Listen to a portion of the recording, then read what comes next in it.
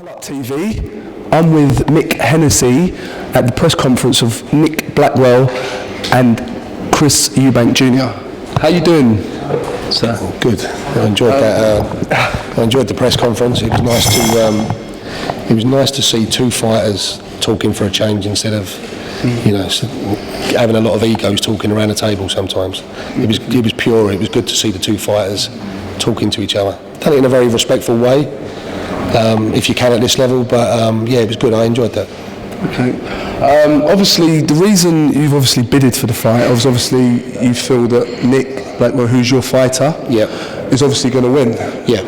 Obviously, the bid wasn't. It was quite expensive. The fight wasn't cheap to buy, purchase, and yeah. I mean, I do feel he's got a great opportunity. He can go all the way, couldn't he, and knock him out if possible. He's capable of anything, yeah. Nick. He's a great fighter. He's a very disciplined fighter, very determined fighter. He's got a huge engine. He can fight all night. Very, very tough. Can box, fight, big puncher. Pretty similar to Eubank. Chris Eubank Jr. What I've just said about, Nick, you can say the same about Chris Eubank Jr. He is, they're both world-class fighters. And I said on there that I think he's a unique fighter, Nick, because he never had no amateur experience. All of this stuff, all of this fighting is learning on the job in the pros with him. And I think he's doing a great job. I think he's coming on bundles.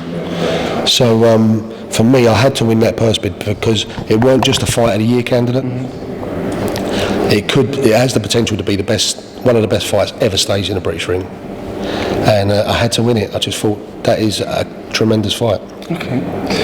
Obviously, if Nick comes through beating Chris, he'd be British champion. What's your long-term plans for him? I'll move him quickly on the world stage. I would go for the European title. I would try and go for that as quick as possible. I'd like to get that in his, repertoire and then move him on for a world title. But get him the right fights to get him ready for that world title fight because, both of them fighters there, whoever wins this fight is going to go on to be a quality world champion. Okay. Well, okay, we're moving on. Yep. Tyson Fury. Yeah. Who I admire. Yep. Deep down inside, I like the actual unit that you, Tyson, have, the bond you've had. You started off together. Yeah. You've gone through the hardship. Yeah. You've gone through the pain. Now you're going through the success. Yeah. Now, and obviously, it's nice that loyalty is still around. He's been loyal to you, and you've been loyal to him. Yeah. And I've watched all the way through, from the start of his career up to beating Vladimir Klitschko. Yeah. And he's literally now the talk of the town. Everybody wants to talk to him. Everyone wants an interview with him. The press are on him. But really and truly, if you look this time last year, it's so much. Not that many press were on Tyson Fury in the same way. Can you elaborate on that, please? Yeah, it's he stood by me at my lowest points. Yeah. And vice versa. Yeah. I've been with. It's been a roller coaster. It's been. He's had it hard getting there. He's had it really hard. We all, me and him. Peter, the whole family. It's been tough because a lot of people. What I come to realise was a lot of people didn't want him to become champion. When I first went and see him, 18. I always used to keep an eye on him as an amateur, but when I first went to see him, I come away and I thought, I've got to work out a deal with this young fighter. I've got to do something with him because he's special. For me, I'd never signed a heavyweight from scratch. I've seen a lot come and go, and a lot of promoters blowing this one's trumpet, blowing that one's trumpet, they're going to be the next big thing. And I used to look at them and think, you're crazy. And them fighters, never went anywhere. And then I see this larger than life, 6'9", unbelievable talent, very athletic, sharp boxing mind. Comes from a boxing family. Comes from a real fighter, but no, a great character. Could talk for hours, and you could make you laugh for hours. And I just thought to myself, and I was asked earlier, like for me, the people said, like, did you have problems with him sort of having a traveller background? When I looked at him, I didn't think I was going to have problems with that. I didn't think, like most people, I take everyone as I find them. I only look for good people, good quality people. And but call it naive, call it what you want. I didn't see that as an issue or a problem or anything that was going to hold him back. But going on that long journey with him, what I did encounter, and I've seen it up close and personal and with my own eyes, there is a lot of prejudice out there. In this day and age, it's 2016. And there's a lot of prejudice. There's a lot of people, a lot of prejudice, a lot of haters, a lot of people who put spanners in the works, a lot of people who haven't wanted him to become champion. It's quite sad when you think about it. It's horrible. He hasn't really done anything wrong per se. Obviously, he's gone along the route. He's won the heavyweight title. He's made an amazing accomplishment that will go down in the history books. After we're dead, me and yourself. It's phenomenal what he's done. It's phenomenal. Yeah, it really is. He's done something so special in life. It really is. But he's maintained his integrity all the way through with it. He's been a quality person. He has been. When he's with you through thick and thin, and that's you can't ask for more than that in life. And he's got so much, like when I say he's not a manufactured sort of brain, he's naturally clever, but he when he thinks things through, he does things for the right reasons. And sometimes he can be looking at a mountain in front of him, where by doing the right thing, he's got a mountain to climb. Or he can look and he can see the easy route. He's never took the easy route. If it's right, he climbs the mountain. Do you know how many people doubted him when he boxed Klitschko? I know. And I said from day one, when that fight was made, I was like, do you know what? Tyson Fury is going to win this. And do you know the amount of people that looked at me and they laughed in my face. And I said, he's going to win. And they go, well, how's he going to win? Explain to me, Frank, how is he going to win? I said, I just feel that he's going to win because he's not frightened of him. He's going to go in there and he's going to dictate the fight. He's going to go in there and it's going to be the Tyson Fury show, not the Vladimir Klitschko show that's always going on. He gets it his own way every single time. And he met his match. And it was actually a pleasure to watch. It was one of the best fights I've seen, actually witnessed for a good while, watching that. Definitely. I mean, look, I didn't realise I was in the thick of it. We've had a lot of negativity, but I thought there was a certain point in the build-up to the fight that people started believing in him. Because how could you not believe in someone that was so confident and had so much conviction in what they're doing? We all thought it was a formality to win. But it was only afterwards I realised that we was wrote off by probably 99% of the world. I think that I think people started getting behind us and believe, but it weren't. He wasn't given a prayer. It's disgusting when you think about it. Isn't it? He wasn't given a prayer, and it's beyond belief. And this is all these gurus, so-called know-it-alls. People have been in the game 30 odd years. Yeah, people with egos, broadcasters.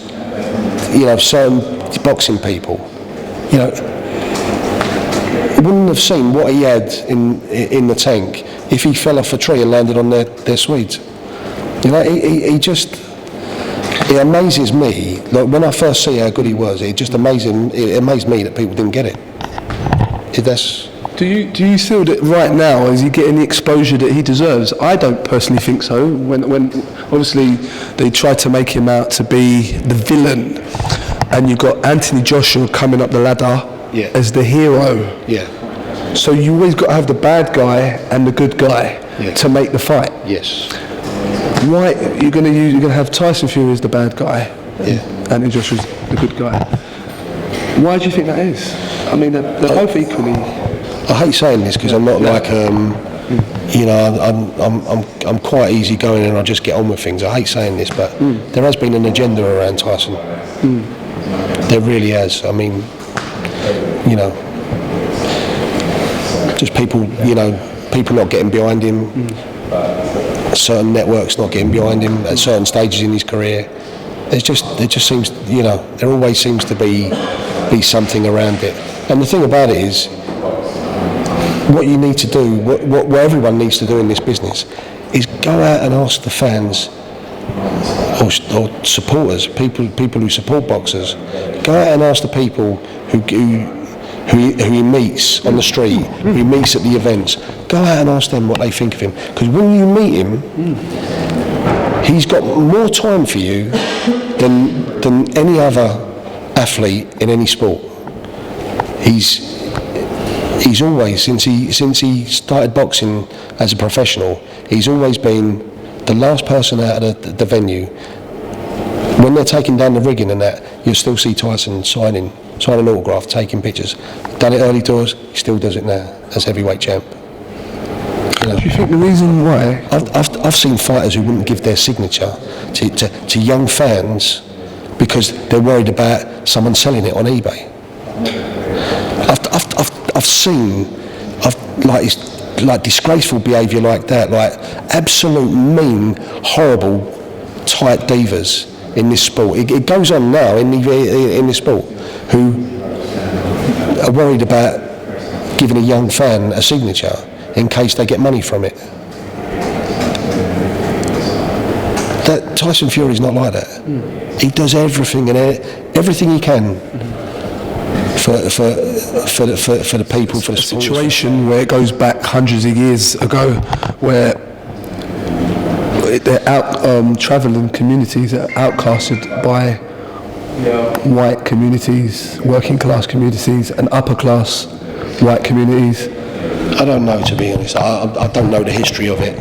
All I can honestly say is that I've witnessed extreme prejudice. I've seen it with my own eyes. I've seen how it's affected him, his family, and his career. And to come through against all odds, and to do things properly as well. You know, people just need to know, like, you know, like same for Peter, same for his family. Like they're quality people. They won't take the easy route. They'll take the hard route if it's right, and they'll do the right thing. But you know, they've had to deal with a lot of obstacles to get there. Same as me. What I'm beginning to notice, obviously by reading the press and looking at TV and the way it's angling now, the IBF belt has been stripped away from you. Yeah. You have the WBO left. Yeah. And IBO, right? Yeah. So basically, you're still regarded as the overall champion, but you've only got really one belt. Yeah. IBO is not really counted. Do you feel that obviously Tyson Fury is in the mix of everything? I put him at the top, but do you feel that, obviously David Haye's coming back into the mix, you've got Anthony Joshua swinging his way up.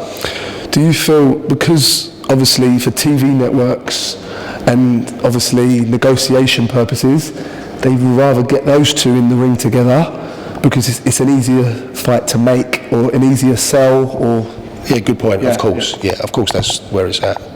And let's face it, and everyone needs to be honest about this. No. Charles Martin versus Glasgow was not for a world title fight. Charles Martin versus Anthony Joshua is not for a world heavyweight title fight. Let's not wrap it up. Everyone's going to sell it as it's the biggest thing ever, and you know, there's going to be a lot of, you know, media, everyone trying to brainwash everyone. It's not a heavyweight world title fight. It's bad. Tyson is the linear heavyweight champion. He's the man. He beat the man. He's climbed the mountain. He hasn't took the easy route. He's gone after the legend, and he's done it. He's the linear champion. Don't sneakily and snidely take his belts away, and then fighters pretending like it's a world title fight on the side, and networks pretending that it's a world title fight. Don't do that. Don't insult everyone in this sport. We're not all idiots. No matter how much people try to brainwash everyone in this game, it's a disgrace. And more people need to talk about it and stand up for it, you know, because what's been done to him by the IBF is they've cheapened their belt. It's obviously been a major world title for years, but they've cheapened the heavyweight belt. How easy was it to get it off you? So obviously you was the IBF champion. How did they put a? Well, it was impossible for us to do anything about it because we only briefly become the champion. All the stuff that had gone on, the manoeuvring had gone on before we were champion, was going on around Vladimir Klitschko. Okay, so it was all in. Yeah, there wasn't anything we could have done about it. We were just put in that position. But it's bad. It's a disgrace. But they're not doing it for boxing because if you're really behind boxing in a big way, you want to keep the linear champion in place, wouldn't you? Oh, definitely. Well, one thing I've got to say, because you're a boxing mixed martial arts thing, I was talking about this thing with signatures and how good Tyson is. See something the other day that just reminded me of Tyson, and it was fantastic. Really like Conor McGregor. Done that thing, I don't know where it was, he was in the States somewhere, signing autographs, had people out there, how much you making for this fella? And they was all admitting that they was going to sell the autographs. Beautiful, spread the wealth, and I there thought, seems to be a connection there, and they're both Irish. Yeah, obviously Conor's born there, Tyson's of Irish descent. But what a class act, Conor McGregor. I really like Conor McGregor. He reminds me in so many ways of Tyson. They're both doing it in their sport, They're riding high. But how he is to the fact, that's how Tyson is. I notice in the way Tyson's being dealt with is very similar to the way Billy Joe Saunders is being dealt with, in so much as he beat Junior, the Shoebank Junior. He's a WBO middleweight champion. He's still not getting the recognition. There's still something missing. Yeah, I agree with that. He's really proved himself, Billy Joe. Yeah. I mean that Andy Lee performance was brilliant. Brilliant. And he's become world champion, and he's become world champion when a lot of people didn't think he would. And he doesn't swerve anyone.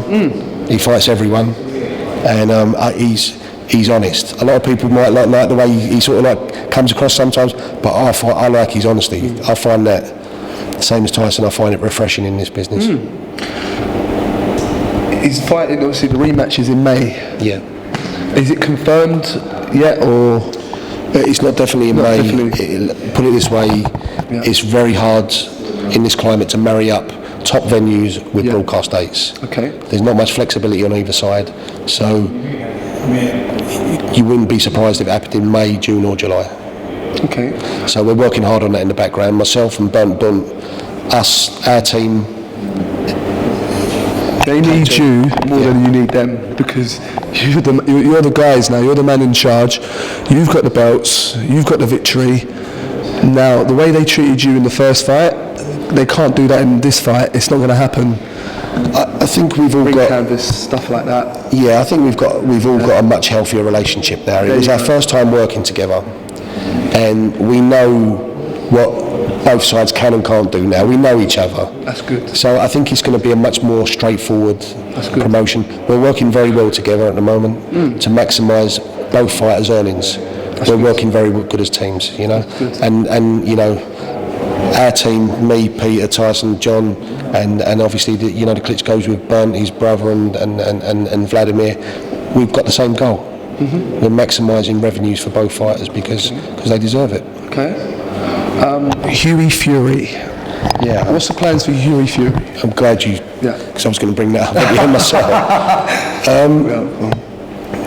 You've got to tip your hat to him. 21 years of age, fighting the fighters he fights, taking on Nagy Aguilera, who's who,